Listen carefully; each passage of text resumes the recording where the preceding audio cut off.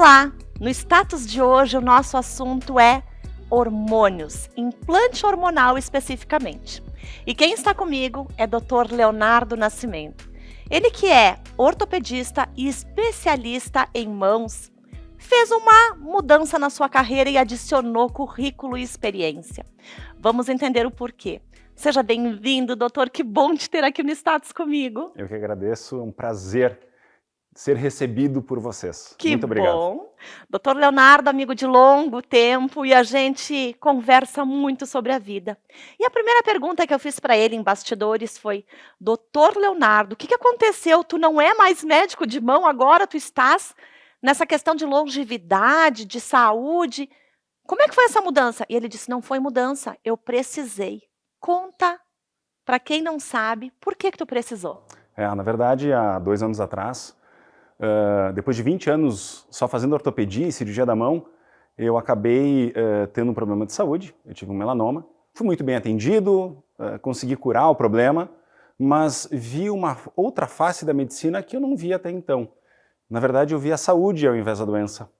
E comecei a estudar, comecei a me inteirar de um mundo totalmente diferente, de um mundo que não faz parte da formação médica, que é o mundo da longevidade, da medicina de performance, que hoje tem se tornado cada vez mais procurado pela população, né? Muito legal isso, né? E doutor, quando se fala da longevidade, né? Por que os hormônios, que hoje esse é o nosso assunto, os hormônios te acendeu uma luz vermelha? Sabe que sempre existe uma dúvida se nós envelhecemos porque vamos perdendo os hormônios ou os hormônios, na sua falta, que vão causando o nosso envelhecimento a longo tempo. Então nós não temos uma ideia do que realmente está acontecendo. Eu vou envelhecendo porque durante a minha menopausa eu parei de produzir estrogênio, ou a falta de estrogênio aos poucos vai me causando várias deteriorações.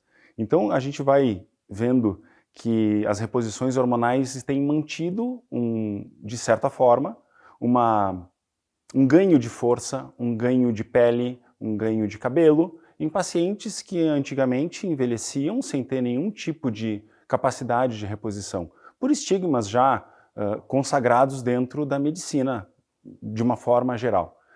E existe um grupo hoje de médicos no mundo inteiro que está estudando exatamente essa questão do envelhecimento, está estudando essa questão da longevidade e, mais que isso, estudando a questão da performance.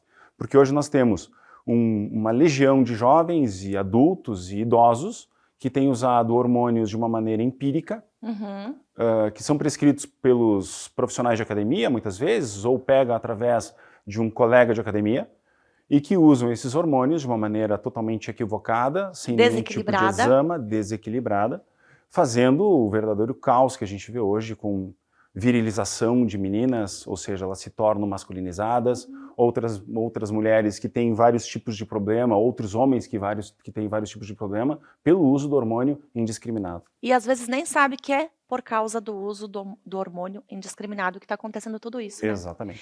E quando tu começou a falar do hormônio, né, se é ele que causa, que envelhecemos ou não, me veio logo à memória, assim, por que hoje as pessoas de 50, 60, 70 estão muito melhores do que antigamente, né? Quando a gente falava, ai, a pessoa tem 50 anos, já era velha, era avó. Exato. Né? E hoje em dia os de 50 são os de 30. Exato. Né? E mais que isso, com exigências de manter a juventude. Ai, essa é. Então hoje nós pegamos um paciente de 60 anos e eu vou repetir a frase: será que nós estamos envelhecendo pela falta de hormônio ou o envelhecimento está causando a falta de hormônio? É uma coisa bem diferente, porque nós podemos estar envelhecendo porque estamos faltando com o hormônio, mas podemos também estar perdendo o hormônio lentamente, é ele que está nos causando esse problema. Então, o que nós vemos hoje são pacientes de 60, 70 anos que têm uma vida sexual ativa, que têm uma vida na academia, que jogam beach tênis, que jogam o seu basquete, futebol, e que querem manter uma tonicidade, querem ter uma vida sexual ativa, e que não têm conseguido, e muitas vezes por não ter acesso às mais determinadas áreas da medicina, a isso. Beleza, eu tenho um problema de perda de hormônio. Onde eu vou? Um endocrinologista? Um urologista? Para aí. Onde eu vou? Como é que tu atua com isso? Vale para homens, mulheres? Sim. Na verdade, o que se faz é uma avaliação completa do paciente, evidente, respeitando todo tipo de especialidade, que também tem que ter o seu lugar. Então, o urologista, dentro da avaliação masculina, tem que ter o seu lugar. O ginecologista tem que ter o seu lugar, o endocrinologista tem que ter o seu lugar. O que nós fazemos, e fazemos bastante, é a avaliação desse paciente para que ele não incorra em erros básicos na administração de hormônios para aquilo que ele quer.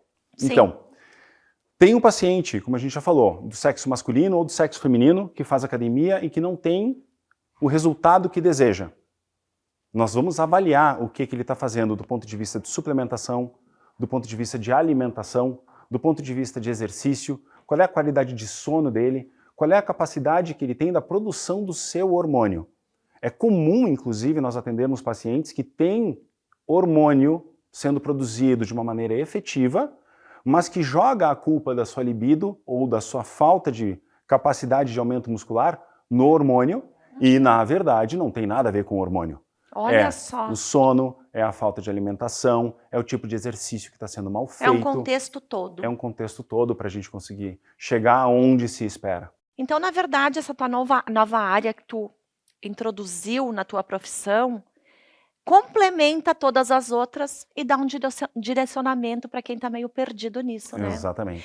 E agora, quem pode usar hormônios? Implante hormonal é masculino e feminino? Sim. É? Sim. O implante hormonal, na verdade, ele é um meio de administração.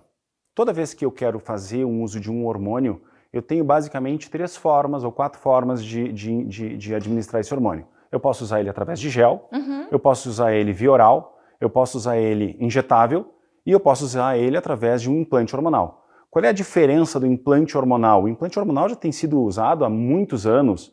Vamos usar aí esses implantes de estradiol, de estrogênio, que as mulheres usam como anticoncepção. São implantes hormonais. Desde a década de 40 se faz isso. E são implantes que, na verdade, aumentam a biodisponibilidade da medicação. O remédio que está sendo colocado e que seria por via oral, ele vai ser mais efetivo e, além disso, ele vai ter menos para-efeitos. Para-efeitos seriam o quê? Efeitos indesejados.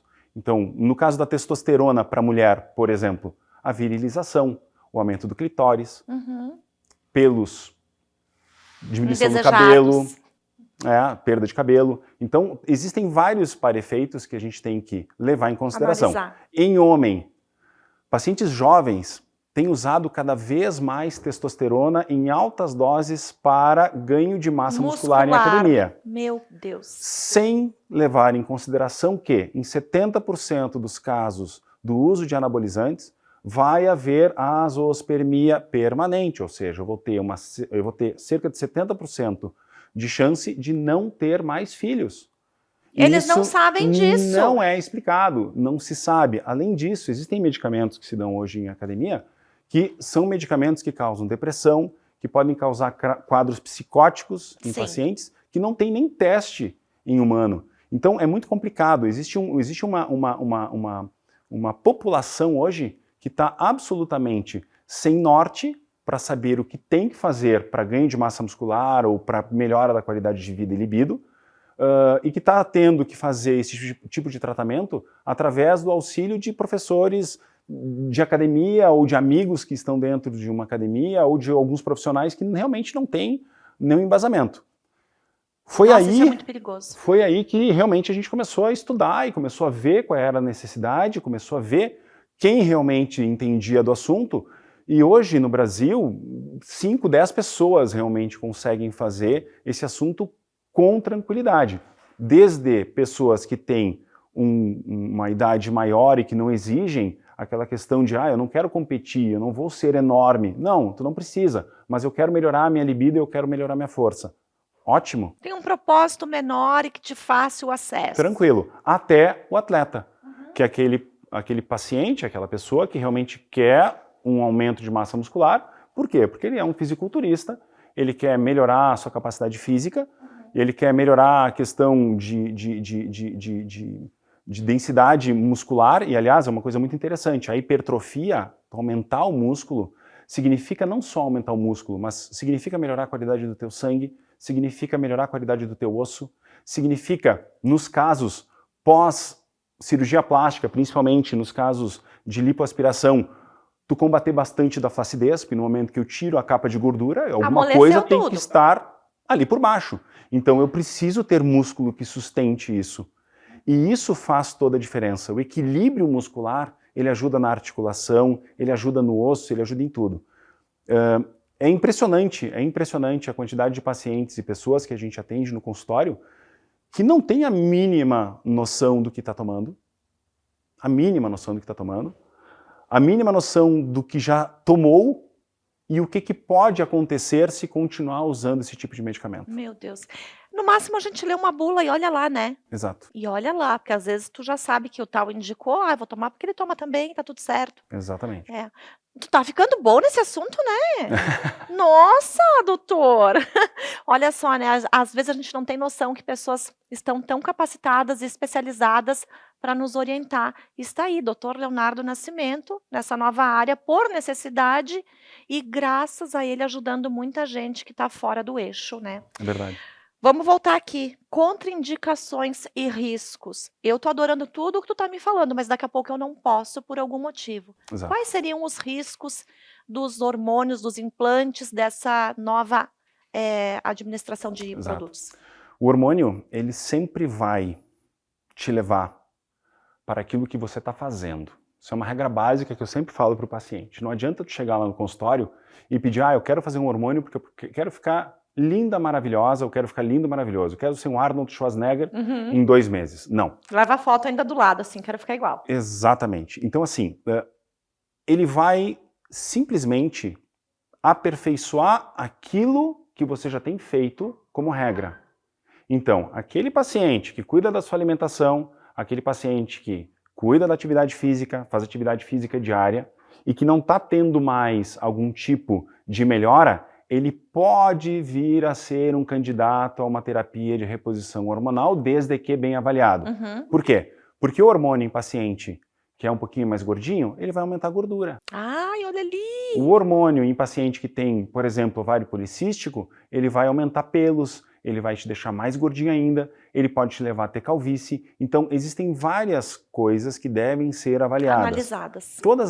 Toda vez que um paciente solicita uma consulta, por exemplo, é entregue um enorme questionário de todas as patologias que ele tem ou que os pais tiveram. Sempre que é muita coisa genética, relacionadas a câncer, relacionadas a várias coisas, além de uma série de exames do ponto de vista hepático, nos homens relacionados à próstata, à função testicular, na mulher relacionados à função ovariana e uterina. Então existem várias coisas que são avaliadas para que exista realmente a necessidade ou não de terapia de reposição.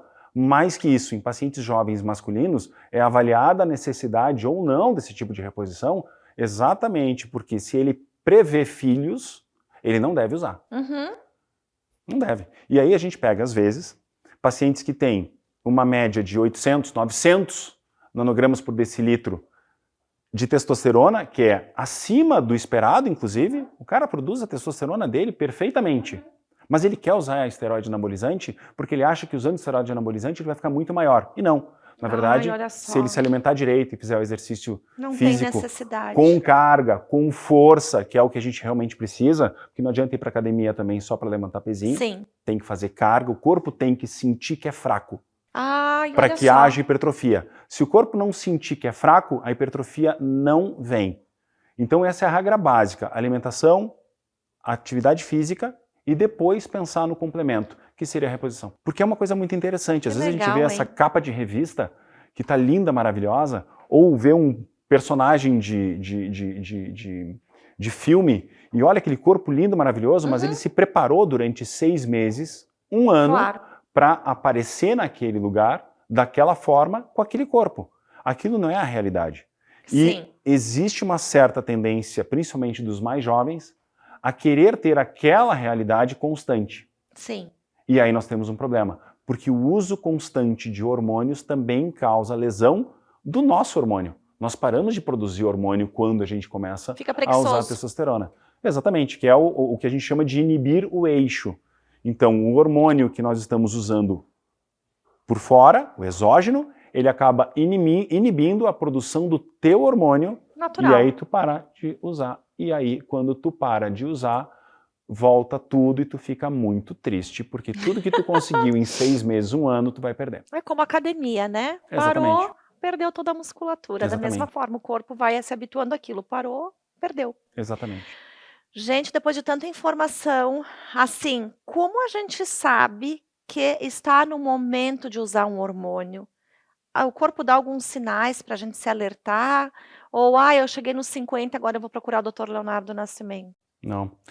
Geralmente, as queixas mais comuns são fraqueza, cansaço, desânimo, sem ter uma causa aparente. Olha só.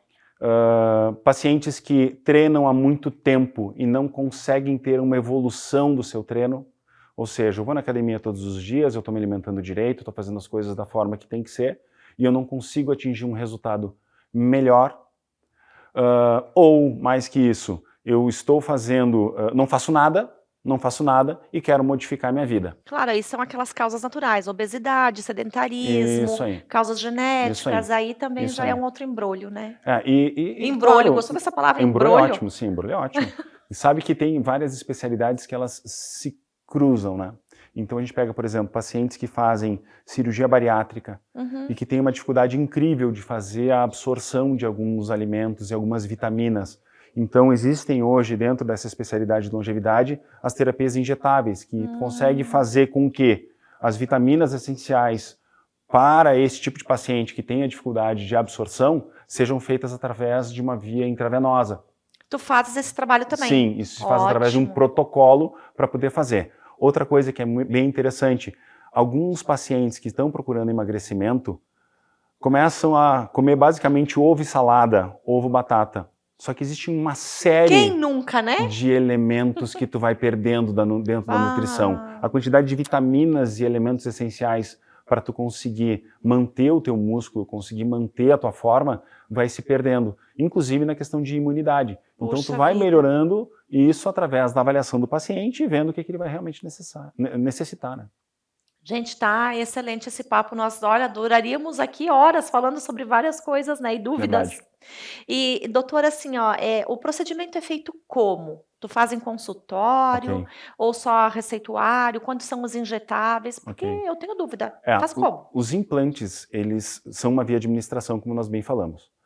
Geralmente, o implante hormonal, ele não é a primeira opção de um tratamento.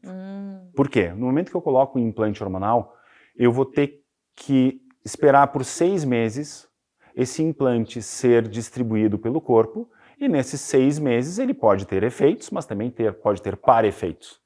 Então, o que geralmente se faz é testar a mesma medicação em outra via. Então, eu testo essa medicação por via oral, e aí nós temos uma infinidade de medicações, testosterona, oxandrolona, gestrinona, que hoje é o chip da beleza, que falam como chip da beleza, mas que não tem nada a ver com o chip da beleza. Então nós temos várias opções, mas que devem ser testadas antes por outras vias. Entendi. Bom, é um procedimento ambulatorial, é um procedimento com anestesia local, ele te impede de fazer as atividades físicas por 2 ou 3 dias, depois você já pode começar a fazer as atividades físicas. Ele te exige que se faça atividade física, inclusive depois, porque eu tenho que tirar daquele hormônio que está sendo implantado o melhor resultado possível. Em termos de custo, ele varia muito de pessoa para pessoa, porque cada pessoa tem um protocolo diferente. Eu posso ter um protocolo de aumento de massa muscular, mas também tendendo ao emagrecimento. Claro. Eu quero secar junto. Existe. Eu posso ter apenas o bulking, que seria a questão do aumento de massa física. Existe. Eu posso ter que pegar, por exemplo, uma pessoa que é um pouco mais velha e eu quero melhorar a questão de osteoporose nele, eu quero melhorar a questão de ânimo dele. Eu também posso implantar algum outro tipo de medicamento que haja em cima disso. Doutor, tô encantada contigo nessa área. Tu já era bom antes, agora tu tá ótimo. Olha só, quem tiver dúvidas, procure sempre o especialista, e eu estou muito feliz de poder trazer isso para vocês, porque é um mercado novo, é um mercado cheio de tabus, de coisas indesejáveis, indevidas, e tá aí. Dr. Léo aí para nos ajudar a seguir em frente. Doutor, eu quero te agradecer muito por tu ter vindo aqui e pode ter certeza que eu vou te procurar, tá? Com certeza. Será bem-vinda. Léo, muito obrigada. Ó, eu só te desejo saúde. É isso, sim. É só isso Tá que a gente bom? precisa. Obrigada. E o Status encerra aqui até a semana que vem. Obrigada, gente.